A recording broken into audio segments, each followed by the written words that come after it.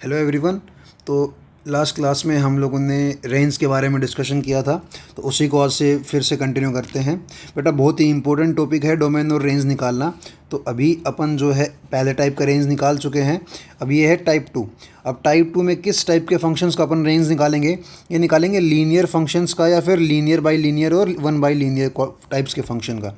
Example के लिए अगर मैं बोलूँ आपको, तो जैसे लीनियर तो अपने पास ये लिखा हुआ है, एक तो f x equals to A x plus b. Linear by linear मतलब a x plus b by p x plus q, इस टाइप का। और वन बाई लीनियर मतलब one upon a x plus b types का। तो ऐसे type के जो भी फंक्शन होंगे अपन इनकी रेंज निकालेंगे। देखो बेटा, इनकी रेंज निकालने में सबसे इम्पोर्टेंट रोल क्या चीज़ प्ले करती है, वो है express x in terms of y. मतलब क्या है, देखो जहाँ पे अगर मैं अब वन बाई लीनियर की बात करता हूँ या फिर लीनियर की बात करता हूँ, देखो ये y equals to A x plus B लिखा है अपने पास। ये y को हमने x की टर्म्स में रिप्रेजेंट किया हुआ है। अपन क्या करेंगे, यहाँ से x निकालेंगे। जब भी ऐसा करना होगा, रेंज निकालनी होगी in linear by linear, one by linear या फिर सिर्फ लीनियर फंक्शन की, तो अपन क्या करेंगे, यहाँ से x निकालेंगे। x कितना आ जाएगा बेटा? x आएगा y minus B by A. Actual में मुझे वाई वैल्यू किसकी चाहिए? वाई की। मुझे निकालना क्या है? वाई निकालना है एक्चुअल में। बट क्योंकि मैं इसको x equals to y put x is function of y types लिख दे रहा हूँ, तो अब मैं क्या करूँगा, इस एक्सप्रेशन में डोमेन निकाल लूँगा। इसकी मैं क्या निकाल लूँगा बेटा? डोमेन। अब डोमेन तो निकालनी मुझे आती है। अब देखो ये लिखा है x equals to y minus B by a, ठीक है। अब यहाँ पे हमने x को y के टर्म्स में लिख दिया बेटा, x को y के टर्म्स में लिख दिया। अब यहाँ पे इस चीज़ की जो है अपन डोमेन निकाल लेंगे कि ये जो बना है मेरे पास, ये एक्सप्रेशन कहाँ कहाँ डिफाइन होएगा। y माइनस बी बाई ए कहाँ कहाँ डिफाइन होगा? क्यों? क्योंकि x तो मेरे पास पता है, मुझे पता है ना भाई, x अपने पास डोमेन है यहाँ पे, और डोमेन तो इसकी रियल नंबर है इस चीज़ की, x की वैल्यू। अब रियल नंबर है तो y कुछ भी डाल सकता हूँ मैं। तो इस जब भी मेरे पास linear by linear, one by linear या फिर सिर्फ लीनियर की रेंज निकालने वाला फंक्शन आता है, अपने को सबसे पहले ये काम करना है और उसके बाद जो है डोमेन निकाल देनी है y के टर्म्स में जो फंक्शन बना है उसकी। एग्जाम्पल के लिए ये देखो, यहाँ पे मैंने लिख दिया x equals to y minus B by a. अब मैं यहाँ लिख दूंगा कि भाई इसकी डोमेन क्या होगी, मतलब y क्या क्या हो सकता है। ऑब्वियस सी बात है, y r हो सकता है यहाँ पे, है ना। एग्जाम्पल में अपन देखे हैं कि देखो, जैसे मैंने लिख दिया one upon two x plus five, इसकी रेंज निकालनी है। क्या करो, वही काम, इसको मैं x plus two x plus five is equals to one by y लिख सकता हूँ, ठीक है भाई। तो ये लिखूँगा two x equals to one by y minus five. तो यहाँ से मेरे पास x कितना आएगा बेटा? x आएगा one minus five y upon two y. देखो ये फंक्शन बन गया मेरे पास। मैंने मतलब फंक्शन तो नहीं, मतलब x को जो है मैंने y के टर्म्स में रिप्रेजेंट कर दिया। अब क्या करो भाई साहब, अब इसकी जो है वो डोमेन निकाल लो, वो y पे बेस्ड होगी। तो डोमेन का मतलब क्या है? अब देखो इसमें जो है डिनोमिनेटर ज़ीरो नहीं होना चाहिए, ऑब्वियस सी बात है, डिनोमिनेटर ज़ीरो नहीं होना चाहिए। तो इसका मतलब y should not be equals to zero. और कोई y की वैल्यू यहाँ पे हटानी पड़ेगी? नहीं हटानी पड़ेगी। तो ठीक है भाई, तो यहाँ इसकी रेंज क्या आ गई, मतलब y की वैल्यू क्या आ गई हमारे पास बेटा? y की वैल्यू आ गई है r माइनस ज़ीरो, और y ही क्या है? इसकी रेंज है। अब मैंने इसको एज ए डोमेन करके निकाला है, ध्यान रखना। पर डोमेन किसकी वैल्यू है? वो y की वैल्यू है। मैंने इसको x as a function of y इसीलिए लिखा है मैंने इसको, ताकि यहाँ से जब मैं y निकालूँ या फिर मतलब जब इस चीज़ की मैं एक्सप्रेशन की मैं डोमेन निकालूँ, तो वो y की वैल्यू निकल के आए मेरे पास। और y मेरे पास एक्चुअल में क्या है? ओरिजिनल फंक्शन की रेंज है बेटा। तो इस तरीके से अपन रेंज निकाल लिया, ठीक है। अब देखो अगला क्वेश्चन, जैसे यहाँ पे उसने दिया है कि जो x इक्वल्स टू वन है वो पहले ही डोमेन में नहीं है भाई। अब मेरे को y निकालना, मतलब रेंज निकालनी है, तो फिर से क्या करो, y into x minus cross multiply करो, थ्री एक्स प्लस टू किया मैंने, है ना। ये आएगा y x minus y is equals to three x plus two. तो ये मेरे पास आएगा बेटा y plus two is equals to y into x minus x into y minus three. तो बेटा x की वैल्यू आ गई मेरे पास y plus two upon y minus three, ठीक है। ये मेरे पास मैंने चेंज कर लिया एक्सप्रेशन को। अब फिर से अब इस फंक्शन की क्या निकालेंगे? डोमेन निकालेंगे। डोमेन क्या है भाई? y जो है वो थ्री नहीं होना चाहिए, ठीक है, y की वैल्यू क्या नहीं होनी चाहिए, 3 होनी चाहिए, क्योंकि 3 होने पे ये डिनोमिनेटर क्या हो जाएगा, 0 हो जाएगा। बट यहाँ पे एक कैच होता है बेटा, इस चीज़ को ध्यान से सुनेंगे सब लोग। हालांकि इस क्वेश्चन में वो जो है आपको चेक करने की ज़रूरत नहीं है, बट क्योंकि यहाँ पे बोला है x1 के बराबर नहीं है, तो जब मैं यहाँ x1 डालूँ तो उसकी कोरस्पॉन्डिंग जो y की वैल्यू आएगी ना बेटा, वो भी मुझे हटानी पड़ेगी। दोबारा बता रहा हूँ, क्योंकि यहाँ पे बोला है 1 इसकी डोमेन में नहीं है, तो देखो ये ध्यान रखना, ये फंक्शन और ये दोनों जो चीज़ें हैं ना एक्सप्रेशन, ये दोनों अलग अलग हैं, सेम एक्सप्रेशन नहीं है। बस मैं इस एक्सप्रेशन की हेल्प ले रहा हूँ। मैं क्या कर रहा हूँ, सिर्फ इस एक्सप्रेशन की हेल्प ले रहा हूँ y की वैल्यूज़ निकालने के लिए, क्योंकि y ही मेरे पास क्या है, इस यहाँ की रेंज है। बट ये दोनों एक्सप्रेशन अलग अलग हैं, ध्यान रखना इस चीज़ का। इसलिए दोनों को अगर मुझे इनसे आंसर निकालना है नीचे वाले एक्सप्रेशन से, तो मुझे ध्यान रखना पड़ेगा कुछ पर्टिकुलर चीज़ें जो इसमें दी हैं। जैसे यहाँ पे दिया है x1 के बराबर नहीं है, तो वो वैल्यूज़ जहाँ पे x1 के बराबर होगा y की, वो वैल्यूज़ को भी मैं इंक्लूड नहीं कर सकता हूँ रेंज में। मैं बताया था कि इस क्वेश्चन में दिक्कत नहीं आएगी, क्योंकि y - 3 = y + 2 है, y से y कट जा रहा है, तो -3 = 2 जो कि कभी पॉसिबल नहीं है, मतलब ऐसा कभी बन ही नहीं सकता है कि x की वैल्यू 1 निकल के आए यहाँ से, ठीक है। तो हमें टेंशन लेने की ज़रूरत नहीं है। बट मान लो यहाँ से कोई y की वैल्यू आती corresponding to that value of x = 1, तो मुझे वो y की वैल्यू हटानी पड़ती बेटा, ध्यान रखना इस चीज़ का। आई बात समझ में? लेकिन अभी तो मेरे पास आंसर क्या होगा, सिर्फ 3 को छोड़ के सब आ जाएगा, ठीक है। तो ये मेरे पास यहाँ से रेंज का आंसर हुआ बेटा, ठीक है। इस टाइप के क्वेश्चंस को ध्यान रखें बेटा। अब देखो मेरे पास टाइप 3 की अगर मैं बात करता हूँ, तो अभी बात कर रहे हैं लीनियर बाई क्वाड्रेटिक और क्वाड्रेटिक बाई क्वाड्रेटिक की। किसकी बात कर रहे हैं बेटा, लीनियर बाई क्वाड्रेटिक या फिर क्वाड्रेटिक बाई क्वाड्रेटिक। दोनों को सोल्व करने का तरीका सेम है, तरीका सीख लेते हैं क्या है। जैसे यहाँ पे मुझे y निकालना है, तो सबसे पहले इसको y माना, क्रॉस मल्टीप्लाई करो। सबसे पहले क्या करो बेटा, क्रॉस मल्टीप्लाई करो।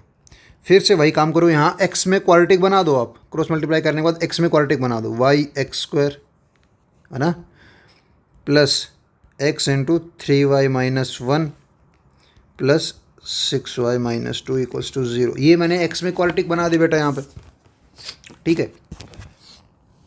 तो इसके बाद क्या करेंगे, अब देखो यहाँ पे बोला है कि x belongs to real, x और x क्या है, x इसका रूट है कि नहीं है। इसका रूट क्या है, x होगा, ऑब्वियस सी बात है, क्योंकि x वेरिएबल, तो x की वैल्यू कोई भी निकल के आएगी, वही रूट होगा। और उसने बोला है वैल्यू आएगी रियल है, अगर रियल है तो मतलब इस क्वाड्रेटिक का डिस्क्रिमिनेंट क्या होना चाहिए, >0 होना चाहिए बेटा। और यही काम करेंगे हम, हमेशा ध्यान रखना। ये तरीका होता है क्वाड्रेटिक बाई क्वाड्रेटिक और लीनियर बाई लीनियर को सोल्व करने का। तो ये इसका डिस्क्रिमिनेंट क्या कर देंगे हम लोग भाई, > 0 कर देंगे। आई बात समझ में? तो कर दीजिए भाई।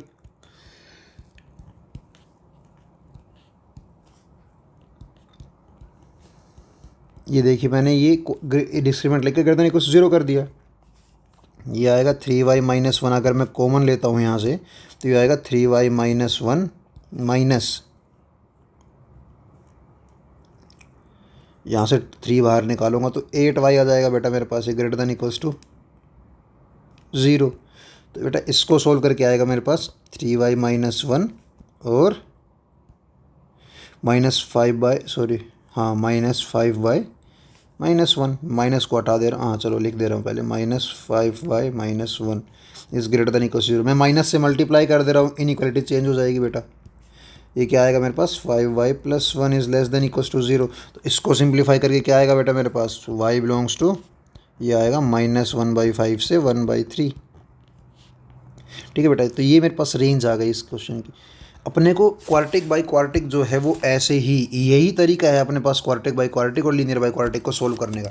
सबसे पहले क्या करो, जो ये मेरे पास एक्सप्रेशन डिनोमिनेटर में है वहाँ पे उसको क्रॉस मल्टीप्लाई कर दो। क्रॉस मल्टीप्लाई करने के बाद अपन क्या करेंगे, y में क्वाड्रेटिक बनाएंगे और y में क्वाड्रेटिक बना के उसका डिस्क्रिमिनेंट x में क्वाड्रेटिक बनाएंगे, x में क्वाड्रेटिक बना के उसका डिस्क्रिमिनेंट क्या कर देंगे बेटा, 0 कर देंगे, ठीक है। अब चलिए आगे बात करते हैं अपन इस वाले। अच्छा, इस क्वेश्चन में भी ना एक चीज़ अपन ध्यान रखेंगे कि यहाँ पे ये चीज़ 0 नहीं होनी चाहिए। हालांकि यहाँ पे इस चीज़ का जो डिस्क्रिमिनेंट है वो <0, तो ये कभी 0 हो नहीं सकती है। बट फिर भी जो लास्ट क्वेश्चन में हमने देखा था वही काम यहाँ भी करेंगे। जहाँ पे ये 0 होगा वो x डोमेन में नहीं होंगे भाई साहब। मान लो x1 x2 दो नंबर्स हो, डोमेन में नहीं होंगे, तो मतलब x1 x2 अगर डोमेन में नहीं होंगे तो वो y की वैल्यूज़ यहाँ पे वो y की वैल्यूज़ यहाँ पे अपने को चेक करनी पड़ेंगी, जैसे अपने लास्ट क्वेश्चन में किया था। ठीक है, तो चलिए, वैसे इस क्वेश्चन में दिक्कत अपने को नहीं हो रही उस चीज़ से। अगला क्वेश्चन देखते हैं। अगला क्वेश्चन क्या बोल रहा है, क्वाड्रेटिक बाई क्वाड्रेटिक का है। मैं इसको y के बराबर मान के क्रॉस मल्टीप्लाई कर दे रहा हूँ। देखो, तो ये आएगा y x square plus 3xy plus 4y is equals to x square minus 3x plus 4। ठीक है बेटा, x में क्वाड्रेटिक बना दी मैंने, ये देखिए।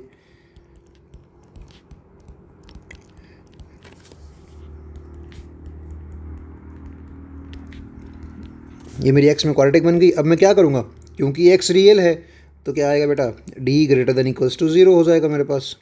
बहुत बढ़िया, तो d greater than equals to 0 कर दीजिए, ये बनेगा b स्क्वायर 9, ये इसका मैंने स्क्वायर किया, 3 कॉमन निकाल के उसको तब स्क्वायर किया है, 9 बाहर आ गया, y प्लस 1 का होल स्क्वायर बच गया मेरे पास। Square minus 4ac y minus 1 into, देखिए यहाँ 4 बाहर निकालूंगा तो 16 बनेगा यहाँ पे, और फिर से y minus 1 is greater than equals to 0। ये आ गया बेटा मेरे पास, तो ये आएगा 9y प्लस 1 का whole square minus 16y minus 1 का whole square is greater than 0। ठीक है बेटा, ये बन गया मेरे पास। अपन इसको क्या करेंगे, सिंप्लीफाई कर देंगे। तो बेटा अच्छे टाइप्स के सवाल हैं, ये क्वेश्चंस आपको आने ही चाहिए रेंज निकालने के लिए, कहीं भी यूज़ हो जाएगी ये रेंज निकालना।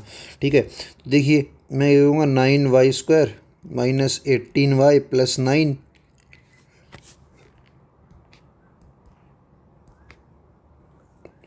16y square minus 32y plus 16 is greater than equals to 0।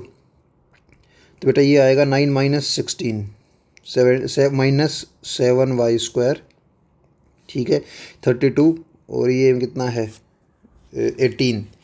ठीक है, तो ये आएगा 14y, और बेटा ये आएगा मेरे पास minus 7 is greater than equals to 0। Minus 7 से मल्टीप्लाई कर दो तो y square minus 2y plus 1 is greater than equals to 0, मतलब y माइनस 1 का whole square is greater than equals to 0। तो इसका मतलब बेटा, और ये तो हमेशा मेरे पास 0 होता ही है, तो यहाँ से y क्या आएगा, y आ जाएगा r। इसका मतलब बेटा ये जो क्वाड्रेटिक है ना, इसकी रेंज क्या है मेरे पास, इसकी रेंज r आएगी मेरे पास। ठीक है, तो ये अपना एक क्वेश्चन था। बट अब देखो, एक चीज़ मैं आपको पिछले क्वेश्चन बता रहा था कि ध्यान रखनी है, वो चीज़ क्या है, मैं ये सब काम जो है वो कब कर सकता हूँ, d ग्रेटर देन 0 ये सब काम कब कर सकता हूँ बेटा, ये सब काम तभी कर सकता हूँ मैं जब मेरे पास क्वाड्रेटिक होगी। क्वाड्रेटिक का ही तो डिस्क्रिमिनेंट होता है। क्वाड्रेटिक होने के लिए y माइनस 1 0 नहीं होना चाहिए। तो ये केस मैं कब करूँगा भाई, जब मेरे पास पहला स्टेप क्या होगा कि y माइनस 1 जो है वो 0 नहीं है। बट अगर y माइनस 1 0 हो गया, मतलब अगर y माइनस 1 0 हो गया तो क्या करेंगे सर, तो y की वैल्यू मतलब 1 है, तो देखो y की वैल्यू जब 1 है तो डाल दो यहाँ पे एक बार, और वहाँ से x की वैल्यू निकाल के देखो। y की वैल्यू 1 है तो डालो, मैंने यहाँ इसमें y की वैल्यू 1 डाली, क्या बनेगा मेरे पास देखना, ये बनेगा, पहली टर्म 0 बनी प्लस x इंटू 6 बना प्लस 0 इक्वल्स टू 0, मतलब x की वैल्यू कितनी है बेटा 0 आई, y की वैल्यू 1 के कोरस्पॉन्डिंग x की वैल्यू 0 आ गई है मेरे पास। बट वो तो पहले ही, अब देखो क्या x इक्वल्स टू 0, बस मुझे ये चेक करना है जो x की वैल्यू आई है क्या वो डोमेन में है, क्या x इक्वल्स टू 0 इसके डोमेन में है, बोला हाँ सर है, तो इसका मतलब मैं y इक्वल्स टू 1 को भी इंक्लूड करूँगा। ठीक है, अगर ये y इक्वल्स टू 1 डालने पे यहाँ पे ऐसी कोई x की वैल्यू आ जाती बेटा जो यहाँ पे डोमेन में ही नहीं होती, तो मैं क्या करता, इस y इक्वल्स टू 1 को इंक्लूड नहीं करता। ठीक है, तो ये एक्स्ट्रा जो पॉइंट है वो अपने को ध्यान रखना है। हालांकि मोस्टली क्वेश्चंस में ये होगा कि ये इंक्लूड होगा ही, ठीक है, बट फिर भी एडवांस टाइप के क्वेश्चंस में हो सकता है यहाँ पे वो अपने को अपने साथ खेल जाए। ठीक है बेटा, अब चलो अगला क्वेश्चन देखो। अगला क्वेश्चन भी सेम ऐसा ही है, ये आपके लिए होमवर्क है। ठीक है, ये आपके लिए होमवर्क है, आपको खुद से ट्राई करना है ये क्वेश्चन। चलिए स्क्रीनशॉट ले लेते, आगे चलते हैं अपन। अभी देखो सेम क्वेश्चन ये भी है, इसको मैं एक बार करके बता देता हूँ सोल्व, कि y is equals to x plus 1 और x minus sorry x plus 1 x plus 2, मतलब क्या बनेगा x square plus 3x plus 2 बनेगा, और नीचे क्या बनेगा बेटा एक्स स्क्वायर प्लस 3x बनेगा। वही क्या करो, सेम काम करना है, y x square plus 3xy cross multiply करिए x square plus 3x plus 2। क्या करना बेटा, क्वाड्रेटिक बनाओ किस में, x में, तो ये आएगा y minus 1 plus x into 3y minus 3 -2 is equals to 0। अब क्या करो, क्योंकि x बिलोंग्स टू r है, जनरली होता ही है वो, तो क्या कर दो बेटा, d greater than equals to 0 कर दो। तो करो ज़रा यहाँ, अब ऑब्वियसली केस बनाएंगे, है ना, ऑब्वियस बेस पे कि भाई पहले तो जो है हो सकता है ये क्वाड्रेटिक है मान लिया, तो मतलब y -1 0 नहीं है। तो अगर ये केस बनाया मैंने तो क्या करूँगा, d greater than equals to 0 करूँगा। d greater than equals to 0 किया तो क्या बना मेरे पास, 9 इंटू y -1 का whole square minus 8 into y -1 is greater than equals to 0। तो क्या करेंगे बेटा, y -1 कॉमन निकालेंगे अपन, इधर बनेगा मेरे पास y -9 और यहाँ बचेगा बेटा 8 मेरे पास ग्रेटर देन इक्वल्स टू 0। तो ये मेरे पास क्या बना, ये मेरे पास बना बेटा कि y -1 into 9y -1 greater than equals to 0। तो यहाँ से y कितना आया बेटा, यहाँ से मेरे पास y आ गया, y belongs to minus infinity से 1/9 यूनियन 1 से इन्फिनिटी। ये मेरे पास y आ गया बेटा यहाँ से। अब बात है दूसरे केस की, कि अगर मेरे पास y -1 ही 0 हो गया तो मतलब क्वाड्रेटिक तो बचेगी ही नहीं। अगर क्वाड्रेटिक नहीं बचेगी अपने पास तो फिर तो अपने को चेक करना पड़ेगा। क्या करेंगे भाई, वैल्यू इसमें y की वैल्यू 1 डालो, इस इक्वेशन में y की वैल्यू 1 डाल के देखो x क्या आ रहा है, तो 0 + 0 -2 इक्वल्स टू 0। मतलब x कुछ आ ही नहीं रहा है यहाँ से, और x मतलब -2 कभी 0 के बराबर हो नहीं सकता। इसका मतलब ये केस पहले से ही अपन एक्सक्लूड करके वैसे ही चल रहे हैं, मतलब ऐसी कोई वैल्यू ही नहीं है जिसके लिए y की वैल्यू कितनी आए बेटा, 1 आए। आई बात समझ में? चलो, तो मुझे इसका मतलब क्या करना पड़ेगा, ये वाला जो 1 पे मैंने इंक्लूड किया हुआ है इसको एक्सक्लूड करना पड़ेगा। ध्यान रखना इन चीज़ों का बेटा। चलिए आगे बढ़ते हैं। अगला क्वेश्चन देखिए, find the range of greatest integer of sine x. अरे आसान सवाल है बेटा, क्योंकि greatest integer of sine x. अब क्योंकि ये ग्रेटेस्ट इंटीजर है तो बाहर क्या देगा, इंटीजर ही देगा। और साइन एक्स की रेंज में ही कितने इंटीजर आते हैं, सिर्फ और सिर्फ 3 ही इंटीजर आते हैं। -1 से लेके 1 तक होती है ना भाई साइन, तो है ना, तो इसमें 3 ही इंटीजर है अपने पास, -1, 1 और 0। तो अब क्योंकि ये हमेशा इंटीजर ही आउटपुट दे सकता है ना भाई, ग्रेटेस्ट इंटीजर फंक्शन हमेशा इंटीजर आउटपुट दे सकता है, और इसके अंदर जो है या तो वैल्यू -1 से 0 तक रहेगी, है ना, या वैल्यू 0 से लेके 1 तक रहेगी, और तो कुछ है ही नहीं, या फिर वैल्यू क्या बनेगी, एग्जैक्ट 0 बनेगी। इस केस में 0 देगा, इस केस में -1 देगा, और इस केस में क्या देगा बेटा, इस केस में ये 1 दे देगा, सॉरी इस केस में ये 0 देगा, इस केस में भी 0 देगा, और इस केस में क्या देगा, ये 1 पे अगर मैं नहीं लगाऊं ऐसे लगा दूं तो इस केस में ये 0 देगा, इस केस में क्या देगा, -1 देगा, और जब ये 1 बन जाएगा तो कितना देगा, 1 देगा। 3 ही आउटपुट हो सकते हैं अपने पास, ये भी बढ़िया है। चलो अब ये देखो फिर से भाई कि मेरे पास greatest integer of sine x क्या क्या हो सकता है, -1 0 1। तो डाल के देख लेना भाई क्या क्या बन रहा है। y = 2, पहली बार मैं डाल रहा हूँ कि -1, मैंने पहला केस बनाया कि मेरे को डालना है greatest integer of sine x = -1।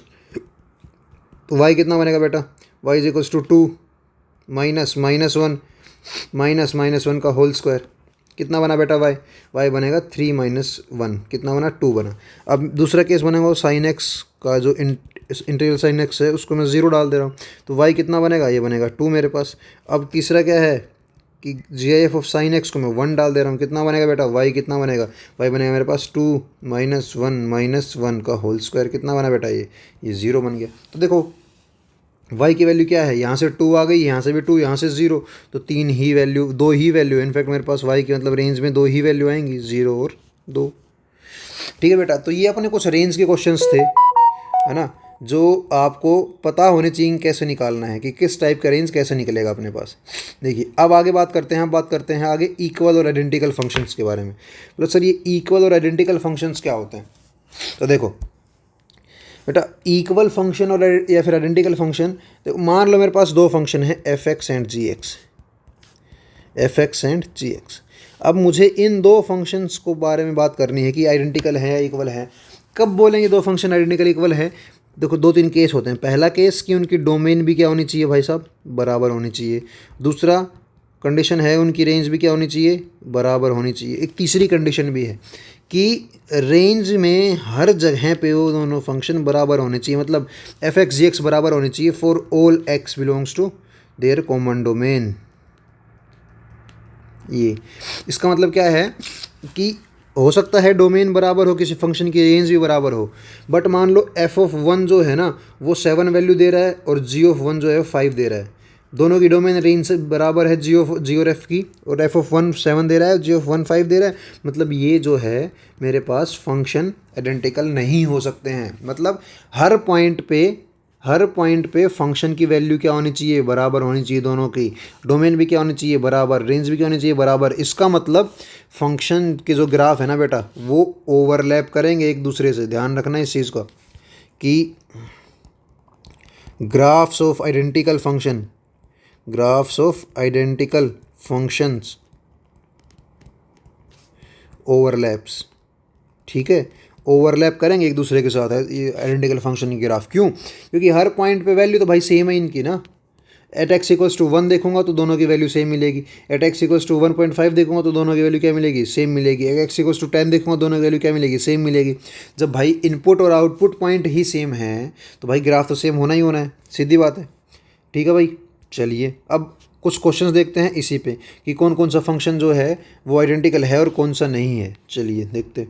पहली बात कर रहे हैं एल एन एक्स स्क्वायर और 2ln x की। देखो प्रॉपर्टी होती है कि 2 को जो है अपन आगे निकाल देते हैं, बट क्या लिटरली में ये आइडेंटिकल फंक्शंस हैं? देखो ये आइडेंटिकल फंक्शन नहीं है बेटा। क्यों? क्योंकि अगर मैं ln x स्क्वायर के डोमेन लिखता हूँ, अगर मैं ln x स्क्वायर के डोमेन लिखता हूँ तो ये क्या आएगी, ये आएगी r-0। यहाँ पे मैं नेगेटिव वैल्यू भी डाल सकता हूँ क्योंकि x स्क्वायर है।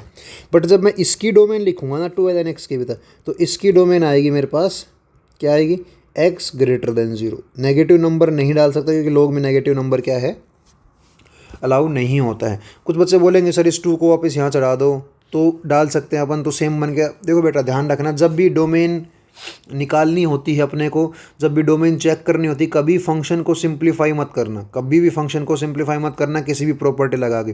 जैसा फंक्शन है वैसे ही तरीके से क्या निकालनी है, उसकी डोमेन निकालनी है। ठीक है, कारण है क्यों कि 2ln x और मेरे पास ln x स्क्वायर, ये दोनों फंक्शन ही अलग हैं बेटा, मेरे पास सेम है ही नहीं ये, है ना, दोनों फंक्शन ही अलग हैं। ठीक है, एक इसका ग्राफ जो है वो ऐसा कुछ बनेगा और इसका ग्राफ जो है ना, यहाँ पे x की नेगेटिव वैल्यू नहीं डाल सकता हूँ, यहाँ पे मैंने x की नेगेटिव वैल्यू डाल सकता हूँ, इसका ग्राफ ऐसा बनेगा। देखो बेटा दोनों साइड बनेगा, तो दोनों फंक्शन ही अलग हैं। तो अगर मैं इसको ये लिख के डोमेन निकालना चाह रहा हूँ या फिर इसको ये लिख के डोमेन निकालना चाह रहा हूँ तो डोमेन मैं पूरी सही नहीं निकाल पाऊँगा। इसलिए कभी भी डोमेन निकालते टाइम ध्यान रखना कि never simplify the given expression.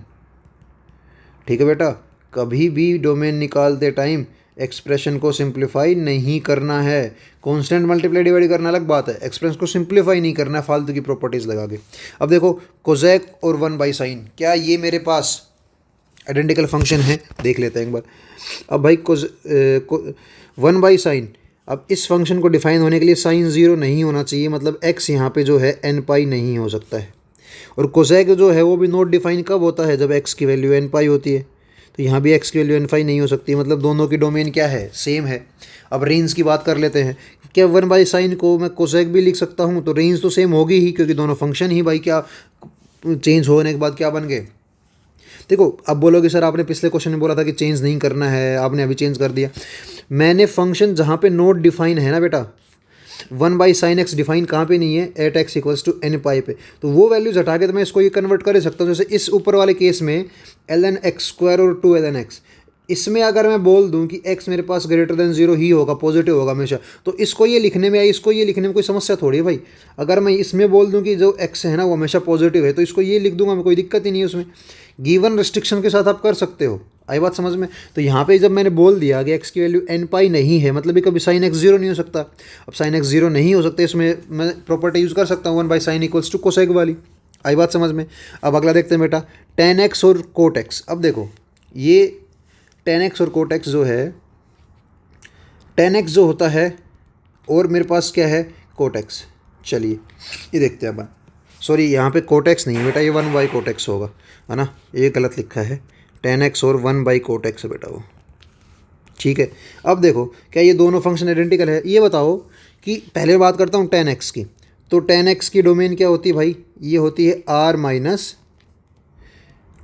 + 1 पाई/2, मतलब odd integral values of pi by two. वहाँ पे क्या होता है, टेन डिफाइन नहीं होता है। Pi by two, 3 pi by two, 5 pi by two, 7 pi by two, इन सब पे क्या होता है बेटा, टेन डिफाइन नहीं होता है। अब बात करते हैं 1 बाई कोट एक्स की। तो सबसे पहले कोट एक्स जीरो नहीं होना चाहिए यहाँ पे, सबसे पहले यहाँ पे कोट एक्स क्या नहीं होना चाहिए, जीरो नहीं होना चाहिए। और दूसरी बात, कोट एक्स डिफाइन भी होना चाहिए। कोट एक्स डिफाइन कहाँ पे नहीं होता है बेटा, कोट एक्स डिफाइन कहाँ पे नहीं होता है, आर माइनस, पहली बात तो ये एन पाई पे डिफाइन नहीं होता है कोट एक्स। पाई, 2 पाई, 3 पाई, 4 पाई, 0 कहीं भी कोट एक्स डिफाइन नहीं होता है, अपने को पता है। दूसरा 1 बाई कोट एक्स के बारे में देख रहा हूँ, तो कोट एक्स जो बेटा जीरो भी नहीं होना चाहिए। कोट एक्स जीरो कहाँ कहाँ पे होता है, odd multiple of pi by two पे जीरो हो जाता है बेटा कोस एक्स, कोट एक्स। तो ये जो है इसकी डोमेन आएगी, ये जो है इसकी डोमेन आएगी। अब दोनों सेम तो है नहीं, इसका मतलब ये भी रिलेशन भी आपस में, ये फंक्शन भी आपस में क्या है, आइडेंटिकल नहीं है। ये वाला आइडेंटिकल था, ये वाला आइडेंटिकल नहीं था। आई बात समझ में बेटा। अब लास्ट वाले की बात करते हैं। जब डोमेन ही इसमें, जब डोमेन ही मेरे पास अलग थी तो आगे रेंज वगैरह चेक करने की ज़रूरत ही नहीं थी। अब लास्ट वाले की बात करते हैं। ये बोल रहे हैं एल एन ई की पावर एक्स और ई की पावर एल एन एक्स। वाइट साफ साफ दिख रहा है इसकी डोमेन में जो है एक्स बिलोंग्स टू आर है, एक्स कुछ भी हो सकता है क्योंकि ई की पावर में है और ई की पावर में हम कोई भी इनपुट डाल सकते हैं। दूसरी बात है ई की पावर एल एन एक्स, यहाँ समस्या है मेरे भाई, ई की पावर एल एन एक्स में। प्रोफेसर कैसे समस्या है, एक्स जो है वो यहाँ पे क्योंकि एल एन में आ रहा है तो क्या होना चाहिए, पॉजिटिव होना चाहिए। दोनों की डोमेन ही बराबर नहीं है तो दोनों आइडेंटिकल नहीं होंगे। आई बात बेटा समझ में, आइडेंटिकल फंक्शंस क्या होते हैं। अब देखो अगली बात करते हैं अपन, और फंक्शन अपने पास कोट स्क्वायर और cosec x, cot square into cos square और cot square minus cos square, ये फंक्शन आइडेंटिकल हैं या नहीं, इनके बारे में बात करनी। अब देखो बिना चेंज किए अपन सबसे पहले क्या लिख देंगे बेटा, डोमेन लिख लेंगे। अब मैं बात करूंगा डोमेन ऑफ एफ की और यहाँ बात करूंगा डोमेन ऑफ जी की। अब इस फंक्शन में मेरे पास नोट डिफाइन अगर हो सकता है तो वो क्या है, वो सिर्फ और सिर्फ क्या है बेटा, कोट एक्स है, क्योंकि कोस तो हमेशा ही क्या होता है, डिफाइन होता है। ऐसी कोई वैल्यू ही नहीं है जहाँ पे कोस मेरे पास क्या हो, नोट डिफाइन हो। तो नोट डिफाइन क्या हो सकता है, कोट हो सकता है। तो इसका मतलब वो वैल्यूज लेंगे नहीं अपन डोमेन में जहाँ कोट नोट डिफाइन होगा। कोट नोट डिफाइन क्या होता है भाई, एन पाई पे। ठीक है, आई बात समझ में, ये इसकी डोमेन है। सेम काम करूँगा मैं इसके साथ, जी एक्स में coat square minus cos square define क्या क्या नहीं हो सकता है। कई बार अपने पास कोट स्क्वायर जो है वो जो है अनडिफाइन हो सकता है। तो ऐसी वैल्यूज़ जहाँ कोट स्क्वायर नॉट डिफाइन हो वहाँ पे अपन क्या कर देंगे, हटा देंगे वैल्यूज़ को। ठीक है, अब क्या दोनों की डोमेन सेम है, बिल्कुल। अब रेंज निकालेंगे अपन। देखो एक तरीका, देखो रेंज निकाल, अब मैं इन दोनों की रेंज निकालने नहीं बैठूंगा, मैं क्या करूँगा, फंक्शंस को सिंप्लीफाई कर दूंगा बेटा। इस फंक्शन को सिंप्लीफाई करूँ, अगर ये सिंप्लीफाई होके इसी के बराबर बन गया। अब देखो फिर आप बोल रहे हो, फिर बोलोगे सर आपने सिंप्लीफाई क्यों कर दिया, आपने मना किया था सिंप्लीफाई करने के लिए। बेटा मैं फिर बता रहा हूँ, डोमेन निकालते टाइम सिंप्लीफाई नहीं करना है, उसके लिए मना किया था मैंने। ठीक है, अब देखो इसको मैं सिंप्लीफाई करूँगा, अगर ये फंक्शन इसके बराबर आ गया मतलब दोनों वैल्यू बराबर देंगे, हर वैल्यू बराबर देंगे। तो इसको सिंप्लीफाई करके देख लेता हूँ मैं कि cot square minus cos square, cot square क्या होता है बेटा, cos square x by sine square x minus cos square x. Cos square x common निकाल लो यहाँ से, मेरे पास क्या बचा, 1 minus sine square x by sine square x. 1 minus sine square x ऊपर क्या बनेगा, कोस स्क्वायर, तो ऊपर क्या बनेगा, कोस की पावर 4 बनेगा। तो कोस की power 4 x by sine square x. तो इसमें भी क्या करो, एक कोस स्क्वायर अलग कर दो, इसमें क्या करो बेटा, एक कोस स्क्वायर अलग कर दो, है ना, सॉरी 2 कोस स्क्वायर अलग कर देंगे अपन। तो ये मेरे पास बनेगा कोस square x into coat square x. देखो सिंप्लीफाई करने के बाद फंक्शन जो है वो दोनों सेम टाइप्स दिखने लगे अपने को। इसका मतलब इनकी रेंज हर पॉइंट पे क्या होगी, सेम होगी। डोमेन अपन ने पहले ही माइनस करके देख ली थी कि डोमेन क्या आ रही, दोनों की बराबर आ रही, मतलब दोनों क्या है ये बेटा, आइडेंटिकल फंक्शन से। ठीक है, अब बात करते हैं नीचे वाले फंक्शन की। F x equals to signum of x square plus 1, दूसरा है F x equals to sine square plus cos square. अब देखो दोनों की डोमेन क्या होगी। अब यहाँ पे डोमेन जो है वो कुछ भी डाल सकता हूँ, सिग्नम के अंदर कुछ भी डाल सकता हूँ ना भाई मैं, वैसे भी एक्स स्क्वायर प्लस 1 है तो इसकी डोमेन आर है, इसमें भी डोमेन कितनी बेटा, आर है। कोई ऐसी साइन और कोस कहीं, क्योंकि कहीं पे भी नोट डिफाइन नहीं है मेरे पास। अब बात करते हैं रेंज की। तो देखो इसकी रेंज क्या आएगी, अब ये बताओ कि सिग्नम के अंदर जो चीज़ लिखी है क्या वो मेरे पास हमेशा पॉजिटिव रहेगी बेटा, अरे हाँ कि ना, वो हमेशा पॉजिटिव है। 1 प्लस एक्स स्क्वायर है पॉजिटिव और 1 से बड़ी है, तो इसका मतलब इसकी टोटल आउटपुट कितना जाएगा, 1 आ जाएगा। तो रेंज ऑफ एफ कितनी आई बेटा, 1। एक ही नंबर आया मेरे पास रेंज में, कौन सा, 1। और उधर sign square plus cos square क्या बनेगा बेटा, वो भी मेरे पास क्या बन जाएगा, रेंज बन जाएगी, और 1 बन गई। तो दोनों ही रेंज, दोनों की रेंज में कितने एलिमेंट्स आ रहे हैं, एक एलिमेंट आ रहा है, ठीक है। और अपने पास डोमेन भी दोनों की बराबर है और रेंज भी दोनों की बराबर है, तो इसका मतलब फंक्शन क्या हो गया बेटा अपने पास, ये फंक्शन अपने पास आइडेंटिकल हो गया है। आगे बात समझ में, चलिए अब आगे बात करते हैं इन फंक्शंस के बारे में कि सर ये फंक्शन और ये फंक्शन क्या दोनों आइडेंटिकल हैं। देखो डोमेन ऑफ एफ एक्स, अब x कहाँ पे है, बेस में है, तो x जो है वो 0 नहीं हो सकता है, x जो है वो 1 भी नहीं हो सकता है। सॉरी, बोल रहा है कि x 0 से बड़ा होना चाहिए और x जो है 1 नहीं हो सकता, क्योंकि x बेटा कहाँ है, बेस में। और मुझे पता है बेस का फंक्शन, किसी लोग का बेस हमेशा पॉजिटिव होता है, उसमें अपन जो है 1 नहीं डाल सकते बेस में। अब बात करते इसकी। देखो पहली बात मेरे पास ये है, g(x) जो है वो रेसिप्रोकल में लिखा है, अरे हाँ कि ना, अगर वो रेसिप्रोकल में लिखा है भाई साहब, तो नीचे वाली चीज़ 0 नहीं होनी चाहिए, मतलब log ऑफ x 0 नहीं होना चाहिए। कब होगा, एट x इक्वल्स टू 1 होगा वो हमेशा 0, मतलब एक x इक्वल्स टू 1 नहीं आएगा, ठीक है। अगली बात देखो, और तो x यहाँ पे क्या होना चाहिए बेटा, पॉजिटिव होना चाहिए, तो दूसरा क्या आ गया, x पॉजिटिव हो गया, तो ये मेरे पास इसकी क्या आ गई, डोमेन आ गई, और सेम डोमेन किसकी, पहले वाले की थी। तो दोनों फंक्शन कैसे हो गए बेटा, आइडेंटिकल हो गए, ये फंक्शन भी कैसे हो गए, आइडेंटिकल हो गए। बोले सर रेंज तो चेक ही नहीं करी, क्योंकि वैसा ये दोनों जो हैं सेम ही मेरे पास क्या हैं, चीज़ें लिखी हुई हैं। अगर इनके डोमेन में देखा जाए ना, तो दोनों ही क्या लिखी हुई हैं, सेम चीज़ें लिखी हुई हैं। बताया था लोग में कि रेसिप्रोकल अगर करना हो तो बेस को जो है वो इंटरचेंज कर दो किसके साथ, आर्ग्यूमेंट के साथ, ठीक है। अब चलो अगले क्वेश्चन देखते हैं अपन कि अब देखो ये जो दोनों हैं ये फंक्शन मेरे पास आइडेंटिकल हैं कि नहीं। अब देखो ये रूट के अंदर x² है, तो यहाँ पे x बिलोंग्स टू r होगा, क्योंकि यहाँ पे x नेगेटिव डाल भी सकता हूँ, पॉजिटिव भी डाल सकता हूँ, स्क्वायर होना है ना, तो रूट के अंदर हमेशा मैंने क्या बनेगा मेरे पास, पॉजिटिव बनेगा। इसकी डोमेन क्या आएगी मेरे पास, x बिलोंग्स टू r। बेटा जब मैं इसकी डोमेन की बात करूँगा बेटा, तो रूट ऑफ x का होल स्क्वायर है, फॉर श्योर यहाँ पे x क्या हो सकता है, ग्रेटर देन इक्वल 0, क्योंकि पहले रूट के अंदर x जा रहा है उसके बाद स्क्वायर हो रहा है, तो दोनों की डोमेन ही बराबर नहीं, तो दोनों क्या होंगे, आइडेंटिकल भी नहीं होंगे। अब देखो इनके बारे में बात करते हैं अपन। बेटा ये है एफ एक्स इक्वल्स टू, अंदर फ्रैक्शनल पार्ट में पहले x फिर उसका ग्रेटेस्ट इंटीजर, और दूसरे में क्या है, पहले ग्रेटेस्ट इंटीजर फिर उसका फ्रैक्शनल पार्ट। अब देखो ये तो मुझे पता है कि दोनों की डोमेन क्या है, डोमेन तो कुछ भी डालो कोई समस्या ही नहीं दोनों में, है ना भाई, डोमेन तो दोनों में कुछ भी डालो कभी कोई समस्या है ही नहीं। समस्या कहाँ पे है, रेंज की, वो हम चेक कर लेंगे एक बार। तो देखो इसकी रेंज x में कुछ भी डालता हूँ, देख ध्यान से देखना, x अगर मैं कुछ भी डालता हूँ तो उसका फ्रैक्शनल पार्ट अगर मैं लूँगा तो ऑब्वियस सी बात है वो कहाँ से कहाँ रहेगा, 0 से 1 रहेगा, अरे हाँ कि ना। और 0 से 1 में किसी भी नंबर का अगर मैं GIF लेता हूँ बेटा उसकी वैल्यू तो 0 ही आएगी ना, रहे बात समझ में। सेम काम करना है मेरे को इसके साथ कि पहले किसी नंबर का GIF ले लो, ठीक है। अब GIF जो है ये तो मुझे पता ही है कि भाई साहब इंटीजर आएगा, पता है कि नहीं पता है। अब इसका मैं अगर फ्रैक्शनल पार्ट लूँगा, किसी भी इंटीजर का फ्रैक्शनल पार्ट कितना होता है बेटा, 0 होता है इंटीजर का फ्रैक्शनल पार्ट, ठीक है। तो मेरे पास दोनों की रेंज भी क्या आ गई, बराबर आ गई, रेंज जो है बराबर आ गई दोनों की, डोमेन भी क्या थी, बराबर थी। तो इसका मतलब फंक्शन क्या होगा बेटा, ये फंक्शन आइडेंटिकल होगा, ठीक है।